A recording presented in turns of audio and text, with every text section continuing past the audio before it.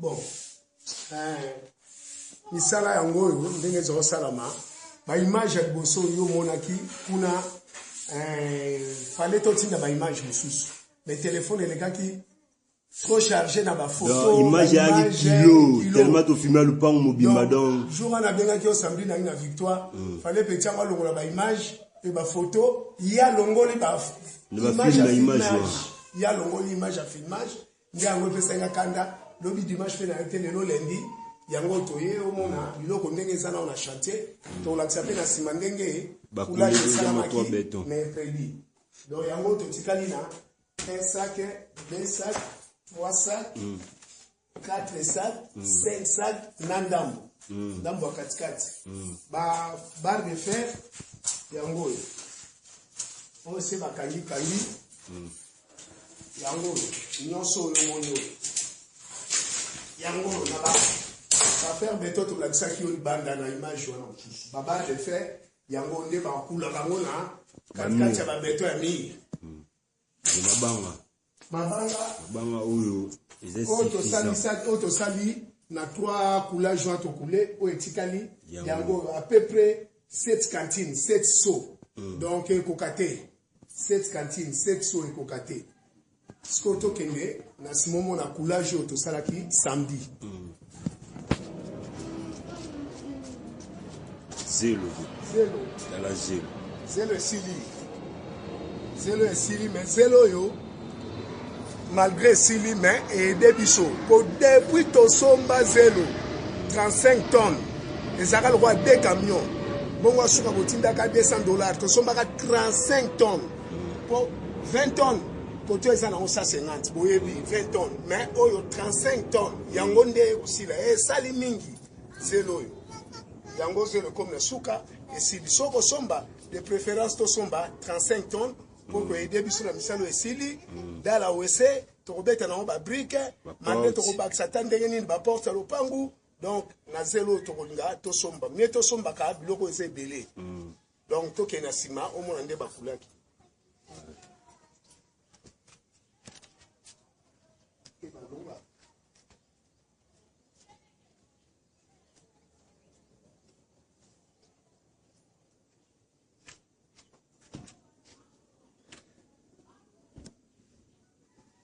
sima yango tokomi na sima ndako kobanda awa totikali siko na coulage awa omoni video yo awa il faut barre de fer moko ekota colonne boto bandi colonne awa miro nyonso ya sima côté ya mamo ya beau marché kobanda ne bandeli tina suka awa musala mir sesili dilin tina mira basango koto musala sesili tseka ko couler ba colonne colonne liboso yango to coulaki samedi mabaya yango yo mabendeza na kati na barre de fer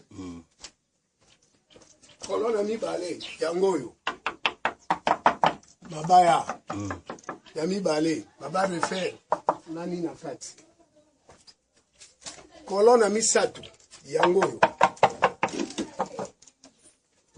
yo donc esuki awa or que sikoyo il faut ko couler awa video yo babende nango eza na ndako photo couler esenga ciment ezali esenga kayas na zelo etikali awa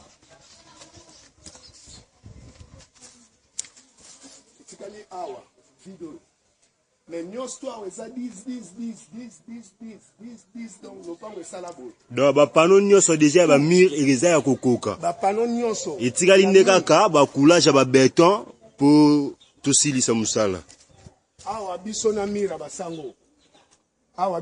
basango omoni eloko mona koye biso ta mira basango oyo système ba brique ezobeta na Kishasa o ba otongela bandaku ba brique oyo ba mélanger ngo na kayas ba poussière kayas déchet kayas so to kotonga wesa dal ke ba brique ezotekama lokola 2.5 na brique moko mais so to kotonga wesa dal de préférence to tonga na ba brique so to kosomba zelo nde to kosomba zelo to luka pe to somba camion ya déchet ya kayas te oyo déchet ya kayas babeta na ngo ba poussière kayas babeta na ngo brique ndeko maka brique béton yango wana babenga ba brique béton lopango yango Oh, mira basango.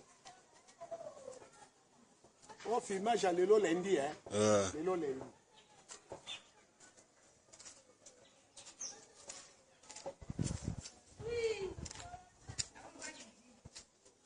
Tu na terra sawa. Parce que souki, au pas wango, na si un filmage à l'bosso mona qui ont déjà. Au somona qui côté oignons tout. Toujours kende to la sauce ko côté. Musala totikal nango. Manik topi.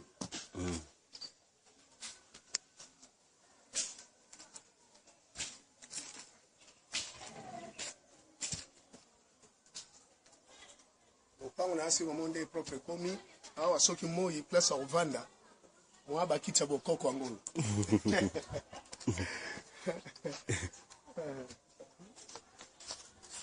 Bambila pango, tozolia déjà bambila. Bambila déjà comme hôtel là. Comme il y a déjà bambila. Tout yango na lupango. Comme il y a déjà bambila. Ah. Donc faut y aller.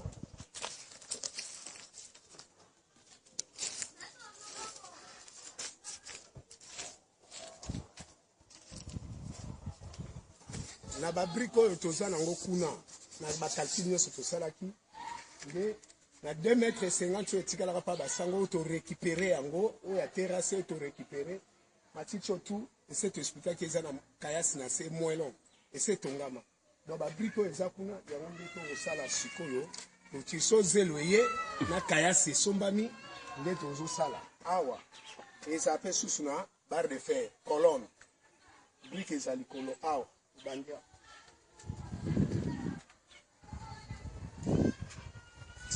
Ah, c'est sous colonne. Donc, nous sommes presque awa. Et c'est comme là, on a sous que c'est là, presque. Awa, paye, les ana. La barre de fer, on les ana. Ndaku, kayas kaka, na, zéro. Awa, le sous. Awa. Le sous, awa. Colonne. Donc, fondation Salama Kitoko, élévation à Bamir, réseau Salama Kitoko. Donc, toujours, tous à Kana, dealing. Donc, na awa. Le pan la bise soukaka awa. O nyo soana sima, o to sombaka, et pas ya mamu. Sima nyo soana, le pan le soukaka bo. Wana nyo sombaka pa ma. Na babrik yango yo.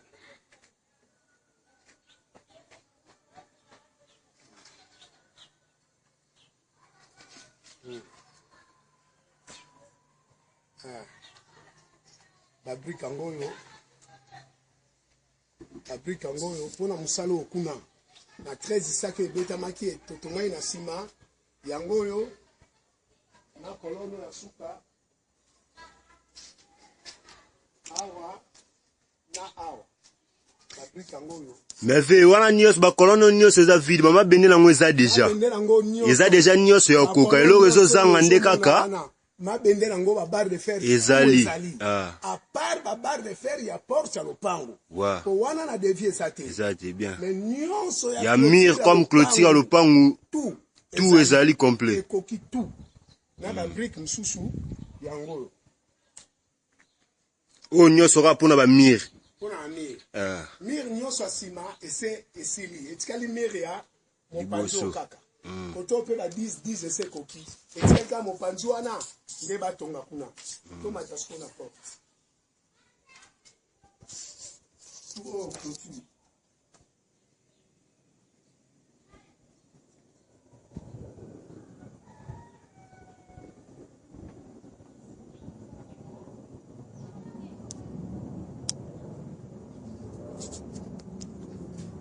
Bon, na porte ya lopango omoni bamwelo oyo elongwa tolongola yango mwelo nyonso ifo tolongola yango tokosala système ya bakotimola na se bakosala babarre de fer na bakayasi eza na se mire oyo eza molai awa po avenir kita boye sombula ezobeta mai ekota na lopango ifo esala suka awa à la presse totie beto ekita boye na oyo ekiti boye na kati ya lopango donc awa il faut ezala molai mais porte ya lopango ezali munene makasi 1 2 3 4 5 mètres la porte ya lopango ezalaka te. So 5 mètres c'est que lopango ya ba société banini pona ba camion nene yake kotaka. Mais awa ta camion nene il faut awa to kondi sa porte ya lopango. Il faut konda. Tokotikala na 3 mètres. Kobanda awa tina porte ya lopango entrée ya jeep même camion nene 3 mètres. Porte ya lopango nyonso ezaka 3 mètres moi la miso 3 mètres 20 3 mètres 30.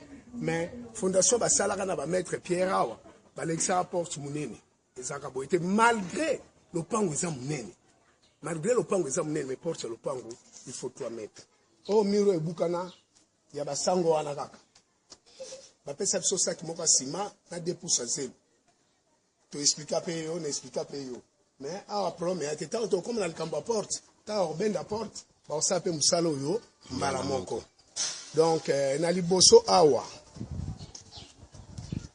na ba brique wana tango pe ba omatsa muke wana ba kule na suka. Mais awa porto devine ngo to salate. Devine ngo to salate.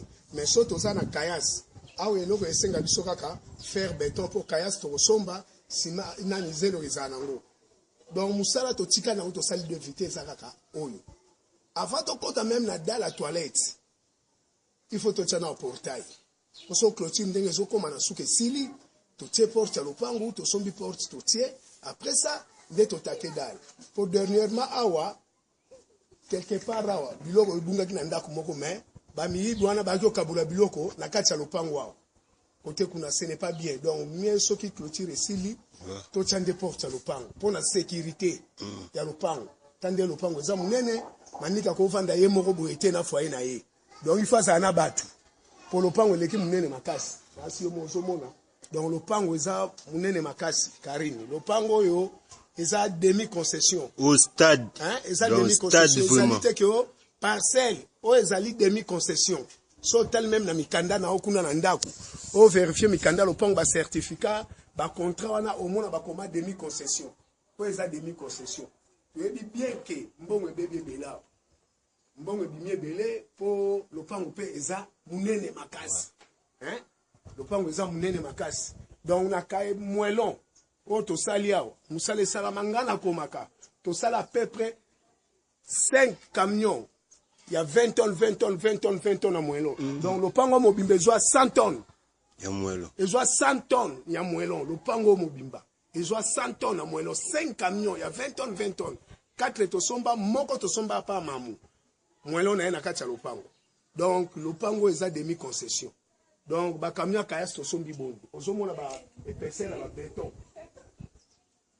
ozomona ya mir na béton donc to sali nini to tiene épaisseur à béton ozomona kayas ekota mingi sime kota ya mingi musale salama na ndenge elongo bani mais musale comme na ona suka musale comme na ona suka esili esenga inde ba image ya mais ezaki na moi difficulté mukende to ebisa ki ona ba raison mais soki image komi obengi mbala moko donc mutuka ya zelo nazo expliquer très bien il y a 20 tonnes et ça 150 soki de préférence to somba o ya 200 il y a 35 tonnes ba mitukwa mi nene ba double carrosserie wana marque ya simo ya zelo to umel nango 200 to zui wana ke sal sabiso na ba misala porte na ba brique ya dalle ke bet sabiso na ba brique ya dalle mais 1 tonne ya kayas 1 tonne ezali na $36 mais basaka réduction $1 et ça là 35 tonnes et $35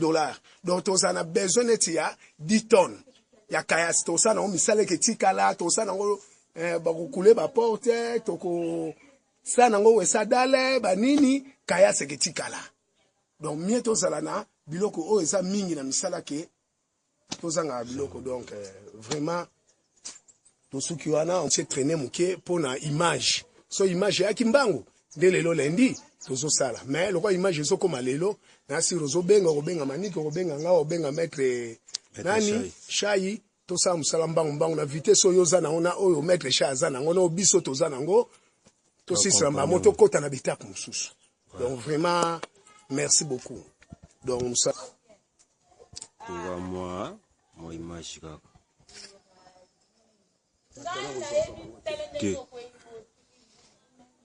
makutu nga tinda na bango te